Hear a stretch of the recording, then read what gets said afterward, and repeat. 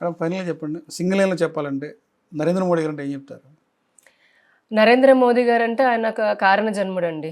నిజంగా చెప్తున్నాను, ఒక కర్మయోగి అనే చెప్పొచ్చు. ఎందుకంటే కారణ జన్ములు, కర్మయోగులు ఎంతో పట్టుదల ఉంటే తప్పితే, ఎటువంటి స్వార్థం లేనటువంటి వ్యక్తులు ఉంటే తప్పితే ప్రజలకి ఇంత మంచి ఇందాకే చెప్పాను కదా, ఇంత మంచి చేయాలన్న ఆలోచన ఉండదు. మిగతా వాళ్ళందరికీ నేను నా కుటుంబం, నేను అధికారంలోకి వస్తే సంపాదించుకోవాలి, నా తర్వాత ఇంకెవరైనా కోరికలు ఉంటాయి. కానీ నరేంద్ర మోదీ గారు కాబట్టి ఈ దేశపు ఉనికిని కాపాడుతూ ఈ దేశాన్ని ముందు అభివృద్ధి పదంలో తీసుకొని వెళ్ళాలనుకుంటున్నారు. ఆ శక్తి సామాన్యంగా వచ్చింది కాదు. నా దృష్టిలో అయితే ఆయన ఒక కారణ జన్ముడు, ఒక కర్మయోగి. రాహుల్ గాంధీ గారు ఆయన ఇప్పటికే అంటే వాళ్ళ కుటుంబం వంశపారంపర్యంగా వస్తున్నటువంటి దేశ విభజన లేదంటే దేశ విచ్ఛిన్నకరమైనటువంటి ఆలోచనలో పాపం ఆ పడి ఆ చట్టంలో కొట్టుకుంటూ ఉన్నట్టున్నాడు. ఆయన ఒక మనిషిలాగా ఆలోచించి, ఒక మనిషిలాగా ఈ దేశ పౌరుడిలాగా ఆలోచించి ఇప్పటికైనా సరే రాహుల్ గాంధీ భారతీయుడు కాదంటారా? భారతీయుడని ఆయన చెప్పుకుంటున్నాడు, కానీ దాన్ని ఆచరించాలి కూడా కదా. చెప్తే ఉంటుంది, దాన్ని ఆచరించాలి కూడా. ఇప్పుడు నేను హిందూనని చెప్తే ఏంటి, నేను హిందుత్వాన్ని ఆచరించాలి, అప్పుడే కదా అవుతాము. అందుకే అంటారు కదా ప్రాక్టీస్ బిఫోర్ ప్రీచ్ అని. సో ఆయన భారతీయుడు అని చెప్పుకోవడమే కాకుండా దాన్ని ఆచరించమనండి. అది ఎప్పుడు వస్తుంది? పక్క దేశాల్లోకి వెళ్ళి ఈ దేశాన్ని తిట్టడము, లేదంటే ఈ దేశాన్ని విభజించాలని అనుకున్న విచ్ఛిన్నకరమైన శక్తులతో కూర్చొని చేతులు కలిపి టీలు తాగి పార్టీలు చేసుకోవడము, అలాంటివి పనులు చేస్తూ భారతీయుడు అని చెప్పరు ఎవరు కూడా. భారతదేశం పట్ల ప్రేమ ఉందని ఎవరు అనుకోరు. కాబట్టి ఆయన కూడా అటువంటి ఆలోచనలు మాని నిజంగా ఈ దేశ పౌరుడిలాగా ఆలోచించి ఈ దేశానికి ఏమి చేస్తే అభివృద్ధి ఇంకా చెందుతుంది, నా వంతు, ఆయన ఒక రెస్పాన్సిబుల్ పొజిషన్లో ఉన్నాడు కాబట్టి ఆ తెలివితేటలని ఈ దేశ ప్రజల అభివృద్ధికి నేను ఏ విధంగా సలహాలు సూచనలు ఇవ్వాలని ఆలోచన చేస్తే నిజంగా దేశం బాగుపడుతుంది. దేశం బాగుపడితే అందులో ఆయన కూడా బాగుపడతాడు. లేదంటే ఇటువంటి కుట్రపూరితమైన స్వార్థపూరితమైనటువంటి రాజకీయాలు ఆలోచనలతోటి అటు ఆయన నాశనం అవుతుంటారు, అంటే అటువంటి ఆలోచన ఇటు దేశాన్ని కూడా నాశనం చేయాలని ఆలోచనలో ఉంటారు. నారా చంద్రబాబు నాయుడు గారు ఆయన పాలన పనితనం అనేది ఆల్రెడీ ఎప్పటి నుంచో ప్రజలకి నిరూపించుకున్నారు. ఇప్పుడు కూడా మళ్ళీ చంద్రబాబు నాయుడు గారు అంటే కూటమి, అటు నరేంద్ర మోదీ గారు ఇటు పవన్ కళ్యాణ్ గారి సహకారంతో మరొకసారి తనదైన ముద్ర వేసుకోవాలని చెప్పని ఆయన అహర్నిశలు కష్టపడుతున్నారు. కాబట్టి వారి కష్టము ఫలిస్తుంది, ఫలించాలని కూడా కోరుకుంటున్నాము. దానికోసం కేంద్రము అలానే ఇటు జనసేన పార్టీ కానీ అన్ని విధాలుగా సహాయ సహకారాలు అందిస్తాయి. అల్టిమేట్లీ మా మూడు పార్టీలు లక్ష్యం ఏంటంటే ఐక్యంగా ఉంటూ ఈ రాష్ట్ర ప్రజలకి సేవ చేయాలి, వారికి రావాల్సిన హక్కులను కాపాడాలి, చేయాల్సినటువంటి అందించాల్సిన సంక్షేమ అభివృద్ధి అందించాలనేది మాది. వైఎస్ జగన్మోహన్ రెడ్డి గారు ఆయనకున్నటువంటి కొద్దిగా మూర్ఖత్వము, మొండితనము, ఈ నియంతృత్వ నిరంకుశ ఆలోచనలు ఏవైతే ధోరణి ఉంటాయో, స్వార్థపూరితమైనటువంటి అవినీతి ఆలోచనలు ఏవైతే ఉన్నాయో అవన్నీ వదిలి నిజంగా ప్రజల్లోకి వెళ్ళి మీరు చేయగలిగినవే చెప్పుకోండి, అలవి కానటువంటివి చేయలేనివి మళ్ళీ నవరత్నాలు లాంటివి అని చెప్పి ఎందుకు అనవసరంగా అబాస్ పాలవడం? ఈ రాష్ట్రాన్ని ఇప్పటి వరకు దోచుకుని చాలా, ఇంకా దోచుకోవడానికి కూడా ఈ రాష్ట్రం ఏం మిగలలేదు, వాళ్ళ నాయకులు దోచుకున్నంత. కాబట్టి ప్రజలైతే అవకాశం ఇస్తారని నేనైతే అనుకోవట్లేదు. ఈ విధ్వంసాన్ని పూడ్చాలంటే మాకు ఎంత టైం పడుతుందో తెలియదు కదా. వారికి చెప్పేది ఇవన్నీ వదిలేసి మంచి రాజకీయ నాయకుల్లాగా ప్రజల్లోకి వెళ్ళాలంటే మీరు కూడా ప్రజల గురించి ఆలోచించండి. మీ గురించి, మీ దాచుకోవడం గురించి కాకుండా ఇప్పటికే మీకు చాలా ఉంది కాబట్టి ఇకనైనా సరే ప్రజల గురించి ఆలోచిస్తూ ఇందాకన్నట్టుగా ప్రభుత్వానికి అయినా మంచి సలహాలు ఇవ్వగలిగితే ఇచ్చి ఒక మంచి ప్రజానాయకుల్లాగా మీరు పేరు తెచ్చుకుంటే బాగుంటుంది. పవన్ కళ్యాణ్ గారు ఆయన ఉన్నటువంటి రంగాన్ని వదిలేసి, ఎందుకంటే ఒక హై క్రీమ్ ఇండస్ట్రీ పాపం, అలాంటి దాన్ని వదిలేసి ప్రజల కోసం అని చెప్పని ఆయన రావడం జరిగింది. ఎన్నెన్నో అవమానాలు కూడా పడడం జరిగింది. అయినప్పటికీ ఆయన సాధారణ వ్యక్తిలాగా ఉంటూ ఇప్పుడు రాజకీయాల్లో ఒక మార్పు తీసుకొని రావాలి, ప్రజలకు ఏదో చేయాలని తపన బాగా స్పష్టంగా కొట్టొస్తుంది. కాబట్టి ఆయనకి మరింత బలాన్ని భగవంతుడు ఇవ్వాలి, ప్రజలు కూడా ఇవ్వాలి, ఆయన అనుకున్న లక్ష్యాన్ని కూడా నెరవేర్చుకొని ఆయన చేరాలి అనేది కూడా కోరుకుంటున్నాను. లోకేష్ గారు కూడా లాస్ట్ టైం కంటే ఇప్పటికీ చాలా ఆయనలో మార్పులు ఉన్నాయి, చాలా పొలిటికల్ మెచ్యూరిటీ చాలా వచ్చింది, మంచి డెసిషన్ మేకింగ్ తీసుకుంటున్నారు అనేది కూడా ఇప్పుడు ఆ పార్టీ నాయకులు చెప్తున్నారు. వచ్చిన రిజల్ట్స్ ద్వారా కూడా మనకు తెలుస్తోంది.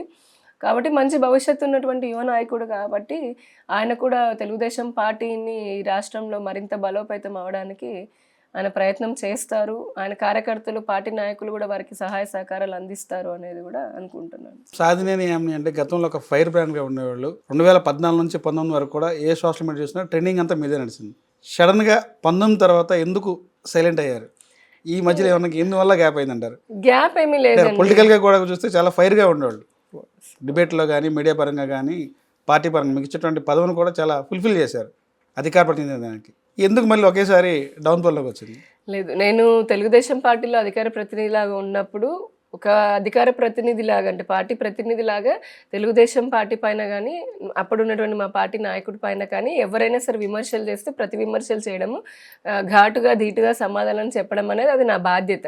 అంతేగాని నాకు వేరే ఎవరిపైనో నేను అంటున్నాను దానిలో భాగంగానే ఆ రోజున పవన్ కళ్యాణ్ కూడా విమర్శించారు. పవన్ కళ్యాణ్ అదే కానీ, నరేంద్ర చెప్తున్నాను మోడీని కదండి, కానీ. అదే చెప్తున్నాను. అంటే అప్పుడు నా పార్టీ ఉన్నటువంటి నా పార్టీ తీసుకున్న స్టాండ్ల ప్రకారంగా కొన్ని సార్లు విమర్శలు అలా ఘాటుగా ప్రతిస్పందిస్తూ ఉంటాం. అంతేకాని అది చాలా సందర్భాల్లో కూడా చెప్పాను, పవన్ కళ్యాణ్ గారికి నేను అతిపెద్ద ఫ్యాన్ని చిన్నప్పటి నుంచి కూడా. సో అక్కడ ఏంటంటే నేను ఒక పార్టీలో ఉన్నాను, నా పని నేను చేశాను. అది దాన్ని సంబంధించి నాకేం వారితో వ్యక్తిగతంగా ద్వేషము స్నేహము వేరే ఏం ఉండదు కదా, నాకేం సంబంధం అండి మిగతా వాటితోటి. అది అయిపోయిన తర్వాత భారతీయ జనతా పార్టీలోకి వచ్చిన తర్వాత నేను దాదాపుగా ఒక 2-3 ఏళ్ళ పాటు సామాన్య కార్యకర్తలాగా ఉన్నాను, నాకు ఎటువంటి బాధ్యత లేదు. సో ఒక మండలి ఇన్ఛార్జ్ లాగా తర్వాత ఇచ్చారు, నా మండలంకి నేను తిరిగి తాడికొండ మండలంలో నా పని నేను పార్టీ పని చేసుకున్నాను. అధికార ప్రతినిధిలాగా ఉంటే మీడియాకి దగ్గరగా ఉంటాం, కానీ మండలి ఇన్ఛార్జ్ లాగా ఉంటే మీడియాతో దగ్గరగా ఉండం కదా. సో ఆ రకంగా ప్రజలకు అనిపించలేదు. తర్వాత ఒక 2 ఏళ్ళు దాదాపుగా గతంలో మీరు పాలసీ పరంగా విమర్శించినటువంటి మీరు ఈ రోజున అదే కూటమిగా ఏర్పడ్డారు, బీజేపీ టీడీపీ జనసేన కలిసి ప్రయాణం చేస్తున్నారు. ఈ ట్రావెల్లో ఏమన్నా ఇబ్బందికరమైన అనిపిస్తుంది అంటారు మీకు? గతంలో పాలసీ పరంగా కూడా ఇలా విమర్శలు చేశారు, మళ్ళీ ఇప్పుడు అదే పార్టీలతో కూడా కలిసి ట్రావెల్ అవుతున్నారు బీజేపీ మీరే జనసేన అంటున్నారు కదా, విధానాల పరంగా అప్పుడున్న పరిస్థితుల దృష్ట్యా చేయాల్సి వచ్చింది తప్పితే పర్సనల్గా ఎటువంటి అభిప్రాయ భేదాలు ఏమీ లేవు. కాబట్టి రెండోది ఇప్పుడు భారతీయ జనతా పార్టీలో ఆ తర్వాత మహిళా మోర్చాలోకి వచ్చాను, ఆ తర్వాత ఇప్పుడు అధికార ప్రతినిధి అయ్యాను. సో ఈ అందుకని 6 సంవత్సరాలు, దాదాపు ఇది 6వ సంవత్సరము. ఈ 6 సంవత్సరాల్లో వివిధ బాధ్యతల్లో పార్టీ ఇచ్చినటువంటి చేసుకుంటూ వచ్చాను. ఇప్పుడు కూటమి జత కట్టింది ఎలక్షన్స్కి ముందు. ఎందుకనంటే జగన్మోహన్ రెడ్డి గారి విపరీతమైనటువంటి విధ్వంసక నిరంకుశ అవినీతి, ఇంకా ఒకటే ఉంటే ఆయనకి చెప్పాలంటే A to Z అన్నట్టుగా ఆల్ఫాబెట్స్ అని చెప్పినా సరిపోవేమో. తెలుగు అక్షరాలు 56 అక్షరాలు చెప్పొచ్చు ఆయన పైన వర్ణమాల. 30 ఏళ్లలో జరిగినటువంటి అభివృద్ధి 5 సంవత్సరాలు పనిచేసామని చెప్పి కూడా చేసామని చెప్పి జగన్ చెప్తారు, మీరేం మొత్తం అవినీతి ఆరోపణలు అని చెప్పి చెప్తున్నారు, ఏడు నుంచి అడ్డు వరకు అంటున్నారు. అంటే జగన్ గారు నిజంగా అంత చేసి ఉండుంటే గనక ప్రజలు ఈ రోజున ఆయన చెప్పుకుని ఉంటే ప్రజలు చాలా ఆదరించే వాళ్ళు కదా, మరీ 11 సీట్లకైతే కూర్చోపెట్టే వాళ్ళు కాదు కదా. రెండోది ఆయన సొంత పార్టీ వాళ్ళే ఇప్పుడు ఆయన మాట నమ్మే పరిస్థితి లేదు కదా. అంటే ఒక వ్యక్తి సరే నేను చేశాను అనుకున్నప్పుడు నేను చేశాను అని నేను ఫీల్ అయితే సరిపోదు, అవతల లబ్ధి పొందినటువంటి వాళ్ళు అది ఫీల్ అవ్వాలి, అది ప్రజలు ఫీల్ అవ్వాలి కదా. ప్రజలు ఫీల్ అవ్వలేదు అది. ఇప్పుడు ఆయన అనుకున్నాడు నేను మంచి చేసేస్తున్నాను, నేనే బాగా చేస్తున్నాను అనుకున్నాడు. నేను అనుకుంటాను నేను మాట్లాడేదంత మంచి, నేను చేసేంత మంచి అని, కానీ అది అవతల వాళ్ళకి అనిపించాలి కదా. సో ఆ విధంగా ఆయన చేసినటువంటి దౌర్భాగ్యమైన పాలన ఏదైతే ఉందో ఆ పాలనతో రాష్ట్రం చాలా వెనక్కి వెళ్ళిపోయింది. అసలే విభజించబడి 10 సంవత్సరాలు కాలేదు.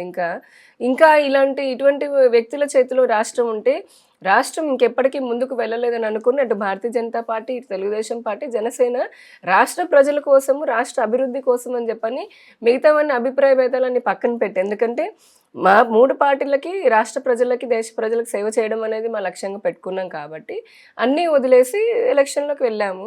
మా మాట ఏదైతే వికసిత భారత్, వికసిత ఆంధ్రప్రదేశ్ అన్నామో అది ప్రజలు కూడా ఆదరించారు.